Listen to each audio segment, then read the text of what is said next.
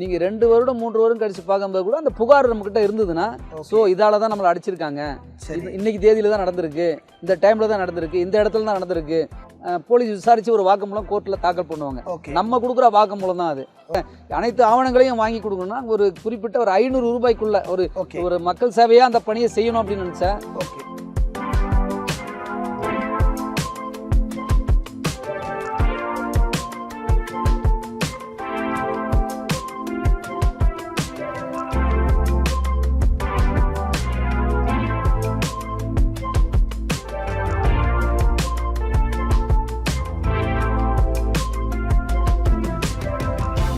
சந்தோஷம் ஐயா, மீண்டும் உங்களை சந்திப்பதில் ரொம்ப சந்தோஷம். வணக்கம். உங்களுடைய நல்ல ஆலோசனைகளுக்காக நன்றி. இப்போவும் நம்ம எஃப்ஐஆர் அவங்க போட்டுட்டாங்க. நம்ம மருத்துவமனையில் அந்த காரங்களை அடித்து திருப்பி அவங்க வீட்டுக்கு விசாரிக்கும் போது, இல்லைன்னா சம்பவ நிகழ்வில் விசாரிக்கும் போது அதுக்கு தேவையான காரியங்களையும் ஒத்துழைப்பையும் நம்ம கொடுத்தோம். சரியான வாக்குமூலம் பெற்றுட்டோம். இப்போ இது கேஸுக்கு கோர்ட்டில் அது கேஸ் ஆகி விசாரணைக்கு வரும்போது ஒரு 2 வருஷம் 3 வருஷம் கூட ஆகக்கூடிய வாய்ப்புகள் இருக்குது. நிச்சயமா.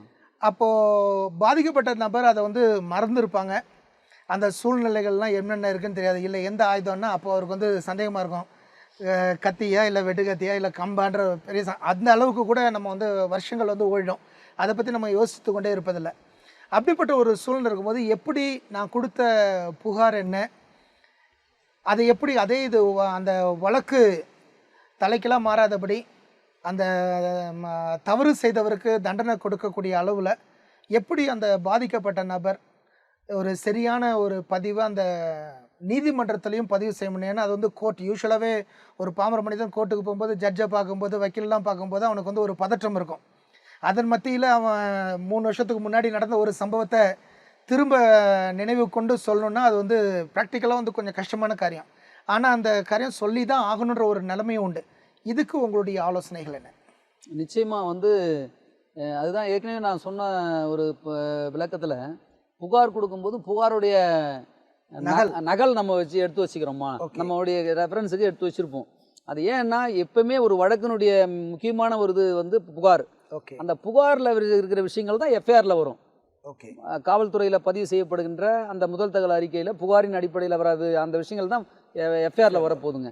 அப்படி எஃப்ஐஆரில் இருக்கும்போது அதை பேஸ் பண்ணி தான் விசாரணையை ஆரம்பிப்பாங்க. விசாரணை பண்ணுற போது நம்ம எந்த அதுதான் நான் அந்த புகாரில் எல்லா கண்டென்ட்டுமே வந்துடணும்னு சொல்கிறதுக்கு காரணமே, புகாரில் அடித்த நபர் யார், அவருடைய விவரங்கள், சரி எந்த தேதியில் எத்தனை மணிக்கு எந்த இடத்துல வச்சு அடித்தாங்க, அந்த குற்ற நிகழ்வு place of occurrence, date of occurrence, time of occurrence, அந்த யார் அக்யூஸு, அது யாரெல்லாம் பார்த்தாங்க, இந்த விஷயங்கள் புகாரில் வந்திருக்கும் போது நீங்கள் 2 வருடம் 3 வருடம் கழிச்சு பார்க்கும்போது கூட அந்த புகார் நம்மக்கிட்ட இருந்ததுன்னா ஸோ இதால தான் நம்மளை அடிச்சிருக்காங்க, இன்னைக்கு தேதியில் தான் நடந்திருக்கு, இந்த டைமில் தான் நடந்திருக்கு, இந்த இடத்துல தான் நடந்திருக்கு அப்படின்ற விஷயங்கள் நமக்கு கொண்டு வந்துடலாம், ஞாபகத்துக்கு கொண்டு வந்துடலாம்.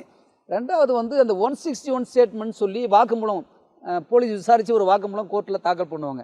நம்ம கொடுக்குற வாக்குமூலம் தான் அது. அதனுடைய நகல் பொதுவாக அது வழக்கு நீதிமன்ற விசாரணைக்கு போகும்போது, இப்போது ஒரு குற்றவாளியுடைய வழக்கறிஞருக்கு காப்பீஸ் கொடுப்பாங்க. அது குற்றவாளியுடைய நகல் அது வழக்கறிஞர் மூலிமா அந்த டிஃபென்ஸ் லாயருக்கு அது வழக்கு நடத்துது. குற்றவாளி இல்லைன்னு விடுதலை பண்ணுறதுக்காக அவர் வாதாடும் பொழுது அந்த இது வாங்கிப்பார், அவர்கிட்ட போயிடும். ஆனால் பாதிக்கப்பட்ட நபருக்கு அந்த நகல் வாக்குமூலம் இருக்காதுங்க. ஸோ அவர் என்னன்னா, பொதுவாக அரசு நமக்கு பாதிக்கப்பட்ட நபர்களுக்கு நீதிமன்றத்தில் வழக்காடுகின்ற பொழுது அரசு தரப்பில் ஒரு வழக்கறிஞரை நியமிப்பாங்க. பாதிக்கப்பட்ட நபர்களுக்காக அவங்களுக்காக பரிந்து பேசுவதற்காக நீதிமன்றத்தில் ஒரு வழக்கு பிபி ஏபிபின்னு சொல்லுவாங்க. அவங்களாம் பார்த்தீங்கன்னா அவங்க தான் விக்டிம் பார்ட்டிக்காக பாதிக்கப்பட்ட நபருக்காக அந்த நிகழ்வுல எடுத்து நீதிமன்றத்தில் ஒரு சொல்லணும். அப்போ அவங்களுக்கு அவங்ககிட்ட அந்த ஃபைல் இருக்கும்.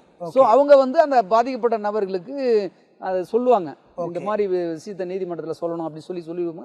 அவங்க காவல்துறை அதிக போலீஸ் மூலிமா சொல்லி கொடுப்பாங்க, இந்த விஷயங்கள் நடக்கும். அப்படியும் இல்லை நமக்கான அந்த விஷயங்கள் வேணும் அப்படின்னா புகார்தாரரே நீதிமன்றத்தில் என்னுடைய சம்மந்தப்பட்ட வழக்கின் ஆவணங்களை எனக்கு ஒரு காப்பீஸ் கொடுக்கணும் அப்படின்னு சொல்லி அப்படி வக்காலத்தை வச்சு ஒரு அட்வொகேட்டை வச்சு இவங்க கோர்ட்டில் தாக்கல் பண்ணி அந்த விவரங்களை வாங்கிக்கும் போது வழக்கினுடைய முழு விவரங்களும் அதில் இருக்கும்.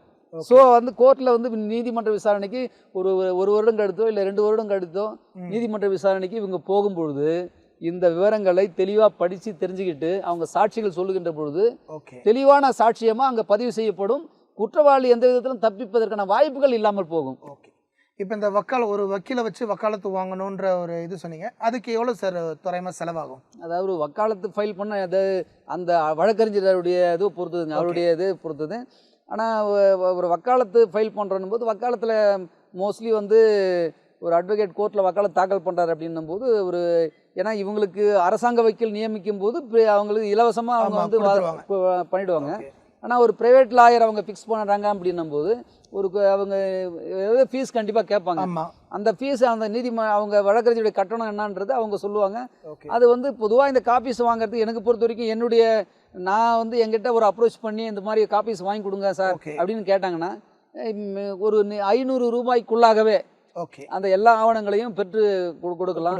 ஏன்னா அது வந்து அதுக்கான கோர்ட் ஃபீ அந்த வக்காலத்து பண்ணி அதுக்கான நீதிமன்ற தாக்கல் பண்ணி ஒரு 1000 ரூபாய்க்குள்ள முடிச்சிடலாம். மேக்சிமம் எனக்கு பொறுத்த வரைக்கும் அந்த அனைத்து ஆவணங்களையும் வாங்கி கொடுக்கணும்னா ஒரு குறிப்பிட்ட ஒரு 500 ரூபாய்க்குள்ள ஒரு மக்கள் சேவையா அந்த பணியை செய்யணும் அப்படின்னு நினைச்சேன். ஃபீஸ் அதாவது அதிகமாக வாங்கணுன்ற எண்ணம் இல்லாம ஒரு சேவையா செய்யற வழக்கறிஞர் ஒரு 500 ரூபாய்க்குள்ளாகவே அந்த வந்து இது பண்ணி அந்த கட்டணத்தில் அந்த கோர்ட் ஃபீலாம் சொல்லி காப்பீஸுக்காக ஜெராக்ஸ் ஒரு சர்டிஃபிகேட் ஜெராக்ஸ் காப்பி கோர்ட்டில் தாக்கல் வேணும்னு கேட்டு ஃபைல் பண்ணுறோம்னா அதுக்கு வந்து கோர்ட் ஃபீ நம்ம வந்து கட்டணும். அந்த செலவுகள் உட்பட இந்த 500 ரூபாய்க்குள்ளவே வாங்கி முடிச்சு கொடுத்துடலாம். ஓகே. அப்போது அந்த நீதிமன்றத்துக்கு இவங்க போய் சாட்சி சொல்கிறதுக்கு முன்னாடி கண்டிப்பாக அதை படித்து பார்த்துட்டு தெளிவடைஞ்சிட்டு தான் போகணும். தெளிவடைஞ்சா போகணும். பிபி மூலமாகவோ இல்லை வக்காலத்தை வச்சு ஏதோ ஒரு வழக்கறிஞர் மூலமாகவோ அந்த விவரங்களை தெரிஞ்சுக்கிட்டு இப்போ சாட்சி சொல்கிறது தான் ஒரு நல்ல உசிதமான ஒரு காரியமாக இருக்கும். ஓகே. இதுக்கப்புறமா என்ன சார் நடக்கும் நார்மல் ப்ரொசீஜர் கோர்ட்டில்? அதுக்கு பிறகு இவங்களுடைய ரோல் நீதிமன்றத்தில் வந்து சாட்சி சொல்லிடுறாங்க. அது சாட்சி சொல்லிட்ட பிறகு இவங்களுடைய ரோல் அவ்வளோதான் முடிஞ்சுதுங்க. இதுக்கப்புறம் வந்து இவங்களுக்காக பேசுறது தான் அரசாங்க வழக்கறிஞர் இருக்காங்க. அவங்க வந்து மற்ற காரியங்களை வந்து ஆர்கியூமெண்ட் பண்ணுவாங்க. அவங்க டிஃபென்ஸ் லாயர் குற்றமே செய்யலை என்னுடைய கட்சிக்காரன் சொல்லி அவங்க ஆர்கியூ பண்ணுவாங்க. இது நீதிமன்ற தீர்ப்பு வந்து இடையில வந்து இறுதியாக நீதிமன்ற தீர்ப்பு வந்து கொடுக்கப்படும். அது வந்து ஜட்ஜ்மெண்ட் வந்து தெரிஞ்சுக்கணும்னா அது வந்து அந்த வழக்கினுடைய இப்போலாம் பார்த்தீங்கன்னா இந்த வழக்கினுடைய விவரங்கள் என்னென்ன நடக்குதுன்றதை இப்போ ஆன்லைன்லேயே கொண்டு வந்துட்டாங்க. இப்போ ஒரு புகார்தாரருக்கு தன்னுடைய வழக்கினுடைய நிலையை தெரிஞ்சுக்கணும் அப்படின்னா கோர்ட் சர்வீஸ்னு ஒன்று இருக்குங்க. அதை போயிட்டீங்கன்னா அந்த இவங்களுடைய வழக்கு இப்போ நம்முடைய வழக்கு என்ன நீதிமன்றத்தில் நடக்குது அந்த கேஸோட நம்பர் எல்லாமே தெரிஞ்சு வச்சுக்கணும் புகார்தாரர். சிசி நம்பர் எஸ்சி நம்பர் சொல்லி அந்த வழக்குடைய நம்பர் தெரிஞ்சுக்கிட்டு எந்த கோர்ட்டில் இந்த கேஸ் நடக்குது அந்த கோர்ட்டோட பேர் இது எல்லாமே வந்து நீங்கள் கோர்ட் சர்வீஸில் போய் இதை வந்து நம்ம என்ட்ரி பண்ணாலே அந்த கேஸ் நம்பரு கோர்ட்டு என்ன கேஸுன்றதை என்ட்ரி பண்ணாலே இவங்களுடைய ஃபுல் டீட்டெயில் வந்து ஆன்லைன்லேயே வந்துடும். அதை பிரிண்ட் அவுட் எடுத்துக்கலாம். இன்னைக்கு என்ன நடந்தது, அடுத்த வாய்தால என்ன நடந்தது அப்படின்ற விவரங்கள்லாம் வந்து அதில் வந்து பதிவு இருக்கும். அந்த பதிவு எடுத்துக்கலாம். ஓகே, சரி சார். இப்போது குற்றதாரர் வந்து குற்றம் நிரூபிக்கப்படக்கூடிய ஒரு சூழ்நிலை வந்துருச்சுன்னு வந்து எல்லாருக்குமே தெரியுது. இந்த நேரத்தில் குற்றம் செய்தவர் அவர் வந்து ஒரு காம்ப்ரமைஸுக்கு வரும்போது அந்த காம்ப்ரமைஸ் செய்வதனால வருகிற நன்மைகள் இல்லைன்னா தீமைகள் அதை குறித்து ஒரு 2 நிமிஷம் சொன்னீங்கன்னா வசதியாக இருக்கும். நீதிமன்றத்தில் வந்து காம்ப்ரமைஸ் பண்ணிக்கிறதுக்கும் வாய்ப்புகள் கொடுக்குறாங்க. என்னென்னா சில வழக்குகள் வந்து காம்ப்ரமைஸ் பண்ண முடியும், சில வழக்குகள் காம்ப்ரமைஸ் பண்ண முடியாதுங்க. ஸோ காம்ப்ரமைஸ் பண்ணக்கூடிய வழக்குகளுக்கு நீதிமன்றத்தில் அதுக்கு ஒரு ஆப்ஷன் இருக்குங்க. புகார்தாரரும் அதாவது குற்றம் இழைத்தவரும் அக்யூஸ்டும் நாங்கள் வந்து இப்போ சமாதானமா போயிடுறோங்க. எங்க ஊர் பெரியவங்க எல்லாம் பேசினாங்க, 2 தரப்பையும் சமாதானம் போக சொல்லி எங்களுக்கு வந்து ஆலோசனை சொன்னாங்க. நாங்க கிராம பெரியவர்கள் முன்னில சமரசமா போயிட்டோம். இந்த வழக்கை வந்து எங்களுக்கு வந்து சமாதானமா முடிச்சு கொடுங்க அப்படின்னு சொல்லி அவங்க கோர்ட்ல வந்து ஒரு மனு தாக்கல் பண்ணாங்கன்னா அது வழக்கறிஞருக்கு என்ன ப்ரொவிஷன்ல பண்ணணும்னு தெரியும். அதை வந்து மனு தாக்கல் பண்ணும்போது அதை நீதிமன்றம் அதை ஏற்றுக்கொண்டு அந்த வழக்கை வந்து சமாதானமா முடிச்சு இருவருக்கும் பாதிப்பு இல்லாமல் அந்த கேஸை வந்து காம்ப்ரமைஸ் பண்ணி தீர்ப்பு வழங்கிடுவாங்க. அதையும் நீதிமன்றத்தை தான் பண்ண எக்ஸ்பர்ட் தீர்ப்பாட்ட நம்ம வந்து அதெல்லாம் வந்து நீதிமன்றத்துக்கு விசாரணைக்கு ஒன்று போயிட்ட பிறகு அந்த முடிவு வந்து நீதிமன்றம் தான் எடுக்கும். நம்ம தான் பண்ணோம் நம்ம. ஓகே, சரி சார், ரொம்ப சந்தோஷம். உங்களோட இந்த வீடியோஸ் எல்லாம் பண்ணது ரொம்ப சந்தோஷம். அநேகருக்கு பிரயோஜனமாக இருக்கும். கண்டிப்பாக ஒரு மக்கள் மத்தியில் ஒரு தெளிவை வந்து நீங்கள் வந்து கொடுத்தீங்க. உங்களுடைய சேவை இன்னும் தொடரட்டும். கடவுள் உங்களை ஆசீர்வதிக்கட்டும். ஓகே, நன்றி சார். Thank you sir.